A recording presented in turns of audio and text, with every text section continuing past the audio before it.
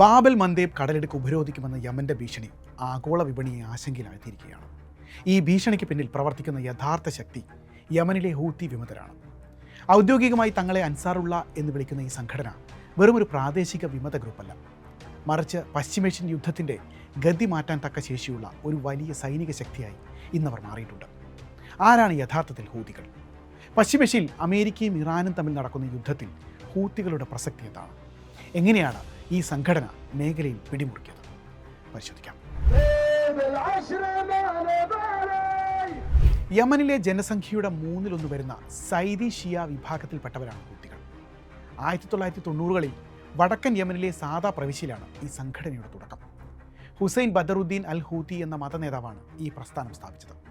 അദ്ദേഹത്തിൻ്റെ പേരിൽ നിന്നാണ് ഹൂത്തികൾ എന്ന പേര് ഇവർക്ക് ലഭിക്കുന്നത്. തുടക്കത്തിൽ ഇതൊരു സായുധ സംഘടനയായിരുന്നില്ല. സൗദി അറേബ്യയിൽ നിന്നുള്ള വഹാബി ആശയങ്ങളുടെ കടന്നുകയറ്റത്തിൽ നിന്ന് തങ്ങളുടെ സാംസ്കാരിക സ്വത്വം സംരക്ഷിക്കാനുള്ള ഒരു മത സാംസ്കാരിക കൂട്ടായ്മയായിരുന്നു ഇത്.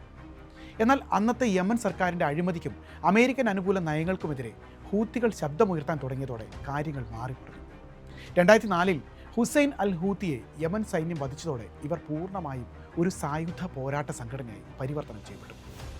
നിലവിലെ US ഇറാൻ യുദ്ധത്തിൽ ഹൂത്തികളുടെ പ്രസക്തി വളരെ വലുതാണ്.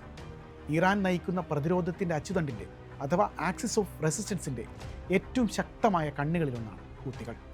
ലബനനിലെ ഹിസ്ബുള്ളയെ പോലെയും പലസ്തീനിലെ ഹമാസിനെ പോലെയും ഇറാൻ്റെ തന്ത്രപ്രധാനമായ ഒരു പ്രോക്സി ശക്തിയാണ് ഹൂത്തികൾ ഇന്ന്. ഇറാനാണ് ഹൂത്തികൾക്ക് ആവശ്യമായ അത്യാധുനിക ബാലിസ്റ്റിക് മിസൈലുകളും ലോങ് റേഞ്ച് ഡ്രോണുകളും സാമ്പത്തിക സഹായവും നൽകുന്നത്. അമേരിക്കയും സഖ്യകക്ഷികളും ഇറാനെ നേരിട്ട് ആക്രമിക്കുമ്പോൾ ഇറാൻ അതിന് മറുപടി നൽകുന്നത് പലപ്പോഴും ഹൂത്തികളിലൂടെയാണ്. ഇറാൻ അതിർത്തിയിൽ നിന്ന് ദൂരെ മാറി നിൽക്കുന്ന അമേരിക്കൻ യുദ്ധക്കപ്പലുകളെയും സഖ്യകക്ഷികളെയും ചെങ്കടലിൽ വെച്ച് ആക്രമിക്കാൻ ഹൂത്തികൾക്ക് കഴിയും. ചുരുക്കത്തിൽ ഇറാൻ്റെ ഏറ്റവും മൂർച്ചയേറിയ ആയുധങ്ങളിലൊന്നാണ് ഹൂത്തികൾ. എന്തുകൊണ്ടാണ് ബാബൽ മന്ദേബ് കടലിടുക്ക് ഹൂത്തികൾ തങ്ങളുടെ യുദ്ധക്കളമാക്കുന്നത്? ഭൂമിശാസ്ത്രപരമായി ഹൂത്തികളുടെ നിയന്ത്രണത്തിലുള്ള യമൻ തീരത്തോട് ചേർന്നാണ് ഈ ഇടുങ്ങിയ കടൽപാത സ്ഥിതി ചെയ്യുന്നത്.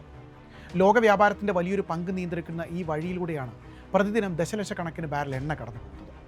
അമേരിക്കയ്ക്കും പാശ്ചാത്യ രാജ്യങ്ങൾക്കും മേൽ കടുത്ത സാമ്പത്തിക സമ്മർദ്ദം ചെലുത്താനുള്ള ഏറ്റവും എളുപ്പമുള്ള വഴി ഈ ജലപാത തടസ്സപ്പെടുത്തുക എന്നതാണ്. കപ്പലുകൾക്ക് നേരെ ഡ്രോണുകളും മിസൈലുകളും അയച്ച് ഭീകര അന്തരീക്ഷം സൃഷ്ടിക്കുന്നതിലൂടെ ആഗോള കപ്പൽ കമ്പനികളെ ഈ വഴിയിൽ നിന്ന് പിന്തിരിപ്പിക്കാൻ ഹൂത്തികൾക്ക് കഴിയുന്നുണ്ട്. ഇത് അമേരിക്കൻ സഖ്യത്തെ സാമ്പത്തികമായി തളർത്താനുള്ള ഇറാൻ്റെയും ഹൂത്തികളുടെയും സംയുക്ത തന്ത്രത്തിൻ്റെ ഭാഗമാണ്. തുടക്കത്തിൽ വടക്കൻ യമനിലെ മലനിരകളിൽ ഒതുങ്ങിയിരുന്ന ഒരു ചെറിയ ഗോത്രവിഭാഗം ഇന്ന് ലോകത്തെ വൻ ശക്തികളെ പോലും ഭയപ്പെടുത്തുന്ന രീതിയിലേക്ക് വളർന്നിരിക്കുന്നു. ഇറാൻ US യുദ്ധം കനക്കുന്ന സാഹചര്യത്തിൽ ബാബൽ മന്ദേബിലെ ഹൂത്തികളുടെ ഓരോ നീക്കവും ലോക സമ്പദ് വ്യവസ്ഥയുടെ ഭാവി നിർണ്ണയിക്കുന്നതിൽ നിർണായകമാകും.